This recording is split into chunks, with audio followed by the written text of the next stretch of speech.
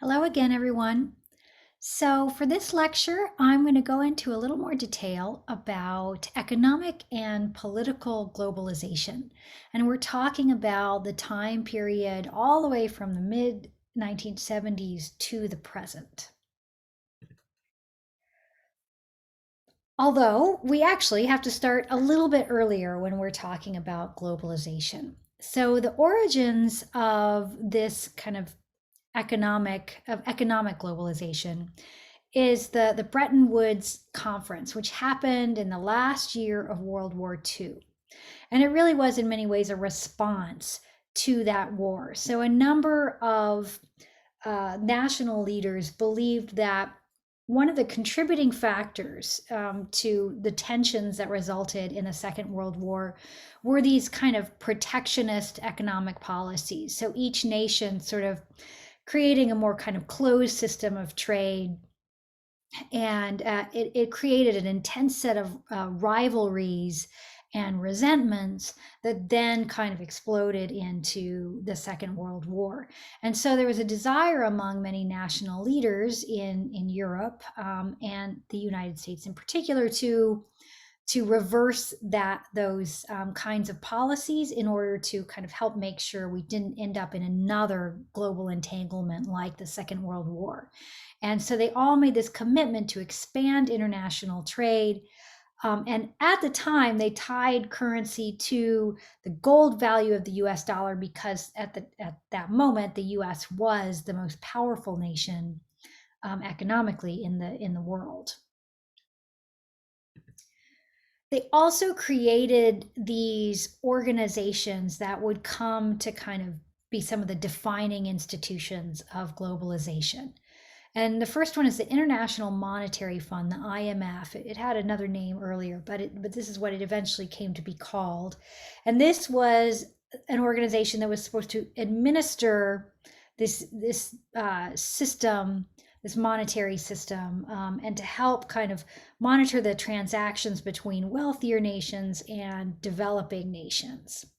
There's also the World Bank, which is the loan provider, right? And this is first the efforts to rebuild Europe after the war. That's what it's first used. And then later it goes to apply to a lot of countries in Africa and Latin America in particular.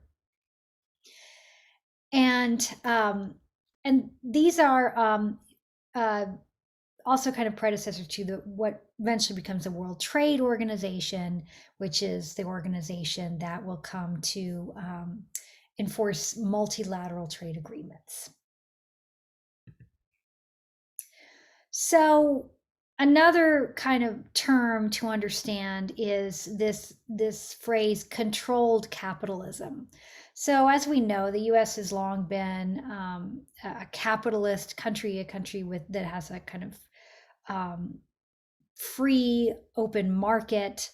But it also is one that has these various kind of regulations and kind of checks on the market. And so from this period, right, the 30 years after World War II is often known as controlled capitalism because one, national governments were still largely in charge of money flows. Corporations and the wealthy have relatively high rates of taxation, up to like 70% or so for much of that time.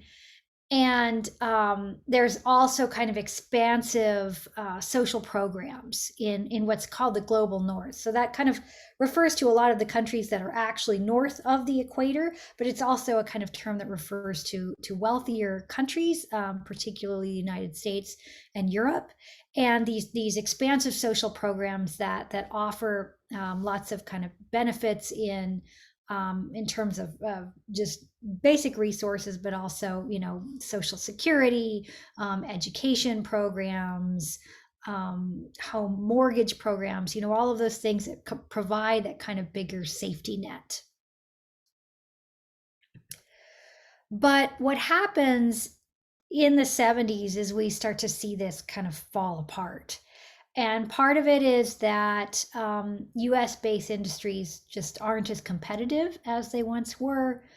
when President Nixon abandons the gold standard in 1971. He does this in this effort to kind of check inflation, but it also creates a more unstable kind of market, and um, so ultimately this contributes to the kind of weakening of this system. And so you have in the 70s, in particular, kind of growing economic instability, high inflation, high unemployment, and you have these two big energy crises. And the textbook goes into much more detail about these, so I'm not going to do that here. But you essentially have kind of the falling apart of this system that had contributed to so much American prosperity before this. And so a new kind of ideology sort of takes its place and is trying to find answers to these growing economic problems. And the term that we use most often for that today is kind of neoliberalism. And some of the leaders of this come from the United States and Great Britain. And Ronald Reagan, when he is president in the 1980s, and Margaret Thatcher becomes prime minister of Great Britain, both of them have very similar ideas about how best to create economic growth. The other thing that happens, of course, is that the Soviet Union, by the end of that decade, has really completely fallen apart. So between 1989 and 1991, Soviet Union is effectively dissolved. And for leaders like Reagan and Thatcher, of course, this is even more kind of validation of a kind of neoliberal view. Now, Thatcher and Reagan also oppose a lot of that era of controlled capitalism is sometimes also called Keynesianism. So it's sort of this idea of that if the government sort of invests a lot in spends a lot on big public works projects, other kinds of things, that's what's going to really propel the economy, because it's going to create a situation where consumers can buy more goods. But neoliberal leaders largely kind of directly disagree with this, and instead see more conservative solutions to economic problems, which really has more to do with deregulating a lot of industry and having the government kind of step out of the way. And as neoliberalism kind of takes over, you have those international institutions, the IMF, the World Bank, and the WTO, gradually playing a bigger role in the economic affairs, not only kind of between nations, but like within nations themselves. So this is where we get into what we're talking about when we talk about globalization. So the kind of basic tenets of neoliberalism is that one is about kind of privatizing public entities, right? So instead of having sort of government-run projects, you have the government working with private contractors more and more. So they're giving public money to these private contractors, but they're kind of letting private contractors run things with the idea that privatization is better and will create more economic prosperity.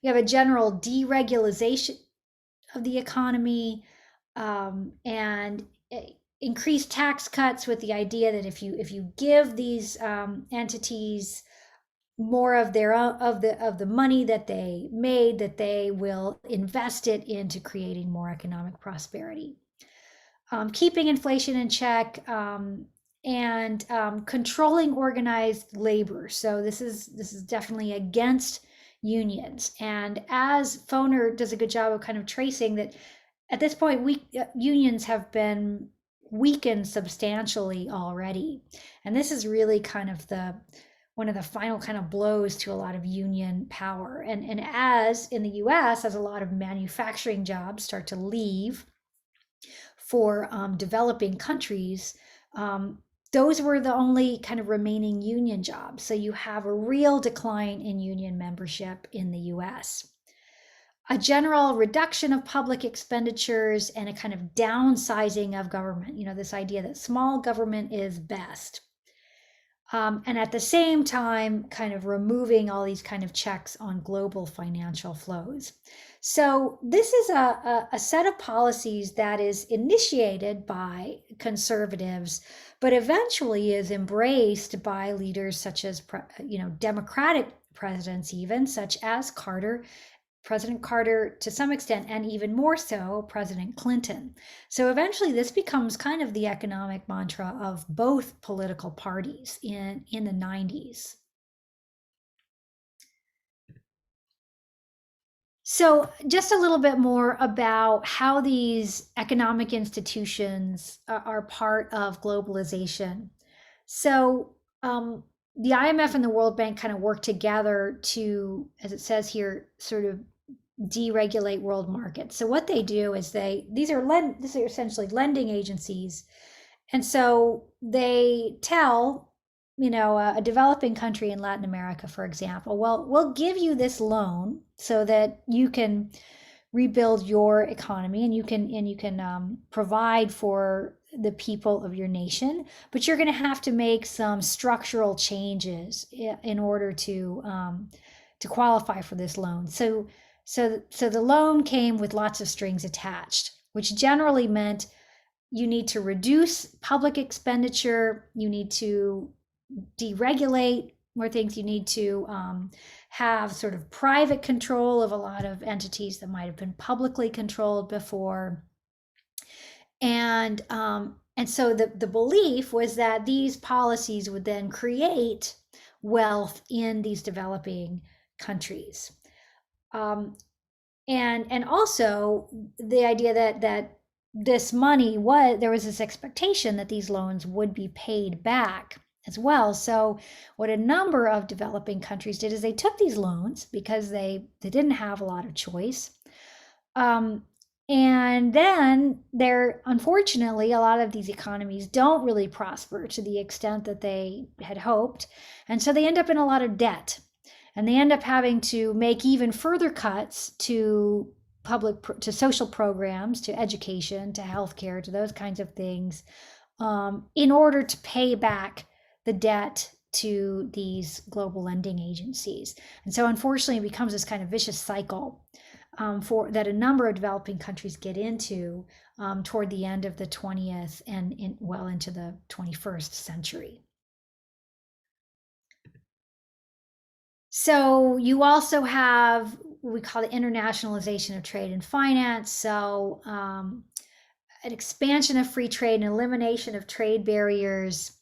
Think about, the programs we had here one of them was NAFTA, right? The North American Free Trade Agreement, which facilitated more transactions between Canada and the US and Mexico. And in some ways, it worked very well. You did have this expansion of trade, but that sometimes accelerated the loss of manufacturing jobs in the U.S. So you start to see this increasing critique from labor, particularly because a lot of pretty well-paying jobs are kind of getting lost to a greater degree, because it just furthers that sort of outsourcing that happens, and a lot of manufacturing moves into Mexico, moves into other developing countries, and so U.S. workers are kind of are at the losing end of those agreements. You also have globally this kind of widening gap between the rich and the poor that happens. Another thing that happens is kind of the incredible growth of the number of transnational corporations. So there are about 50,000 of those in the year 2000. I'm sure there are many, many more right now. And these corporations really become more powerful in some respects than many nation states. They become kind of economies themselves.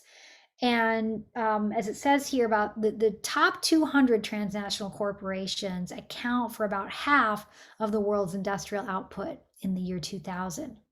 And so these become the most powerful kind of economic actors, in some ways more powerful than particular nation states. And you have, of course, the about 70% of world trade, is kind of happening um, via these transnational corporations. And because they are transnational, they're able to kind of evade any kind of national laws that support trade unions or workers organizations. So if a corporation doesn't like the existing labor regulations in the U.S., well, that makes them even more likely to leave and go to Vietnam, if they because that place has less labor regulations, and so they don't have to abide by the same standards.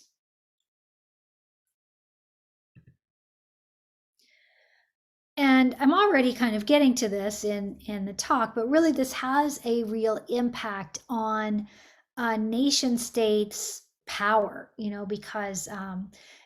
because corporations have this increasing power, it's sometimes difficult, particularly for developing nations, to set their own policies or impose their own standards. They still control their social programs, and there are controls on migration. We'll talk a little bit more about that in a minute. But but in terms of kind of navigating this economic market, it becomes much more complicated, and that's true for the U.S. as well. It's hard for the U.S. to impose any kind of new regulations, because that just kind of increases the incentives for corporations to move out. You also have the rise of a particular form of dissent, and these are, in the form of these global terrorist networks. Now and I'll talk more about that in a second as well. But trying to kind of navigate these new transnational terrorist networks becomes a particular challenge.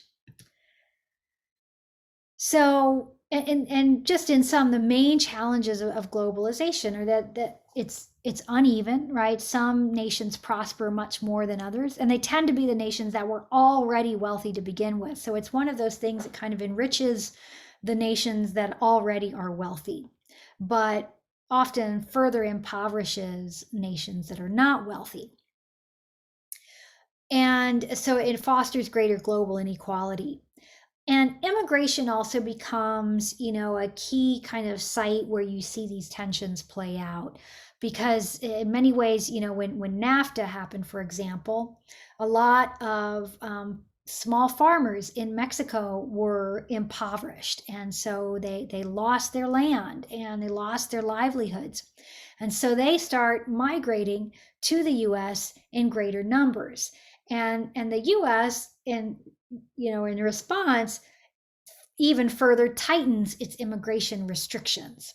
So so all of this, the issue of people kind of seeking to cross national borders and not having legal pathways to do so, because countries like the US and a number of countries in Europe are kind of putting tighter controls, that becomes even more kind of exacerbated as certain communities are kind of impoverished under certain neoliberal trade policies.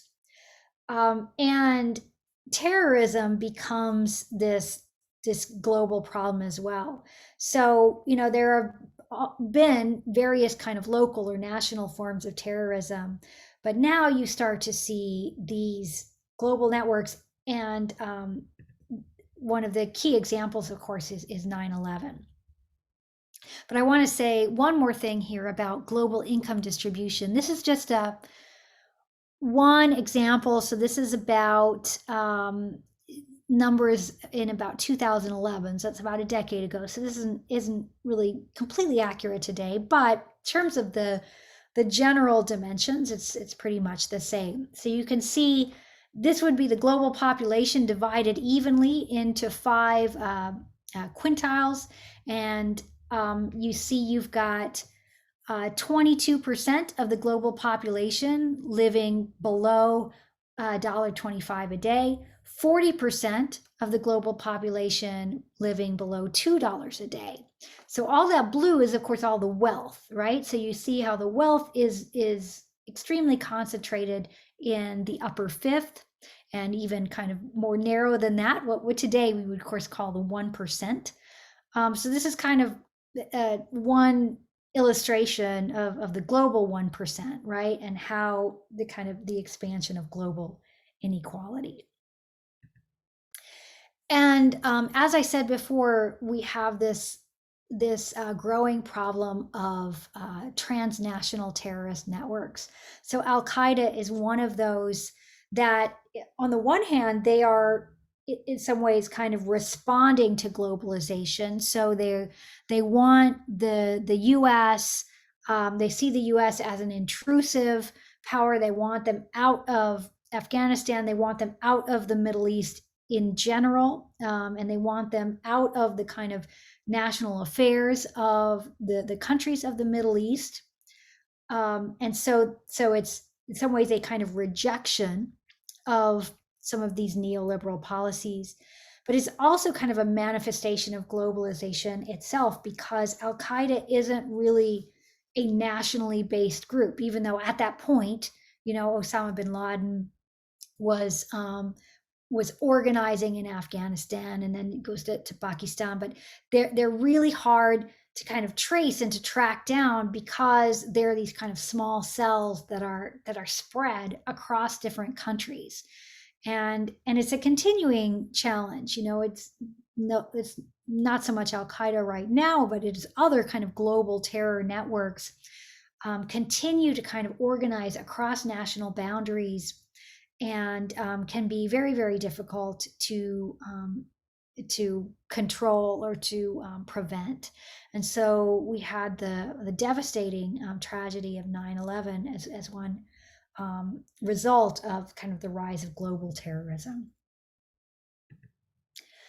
Now, there are some interesting possibilities, though, that in general, most kind of economists and a lot of political leaders acknowledge that to some extent globalization is here to stay. It's not really something you can't kind of go back to these just nationally based systems. And there are some real benefits to globalization as well. I think I probably highlighted the problems a little bit more.